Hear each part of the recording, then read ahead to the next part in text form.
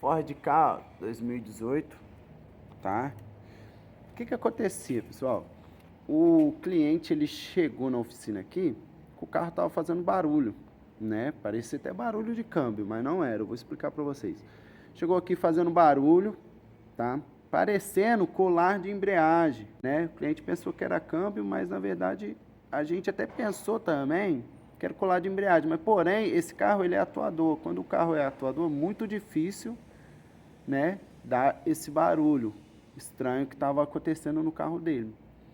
Quando o carro é a cabo, aí sim pode acontecer de fazer barulho de rolamento, né?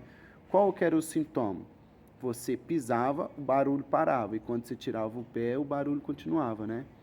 Aí a gente pensou que era o colar, mas a gente já tirou a possibilidade porque era atuador, e é muito difícil o rolamento do atuador aqui fazer aquele barulho, né?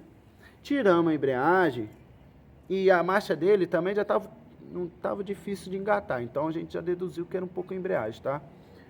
Tiramos a embreagem, realmente está gasta, tá? Ó, tá gasta também. O barulho tava vindo daqui, ó. Ó, vou mostrar pra vocês. Olha o barulho, ó. Olha a folga, ó, tá vendo? O barulho tá vindo daqui, pessoal, ó. O que acontece? Isso aqui tem que ficar travado com a embreagem, tá? Não pode ter essa folga aqui para um lado pro outro, ó. Não pode. Aí o que acontecia? Tirava o pé, a embreagem ela ficava folgada, né? E ficava rotacionando. E isso daqui ficava fazendo barulho.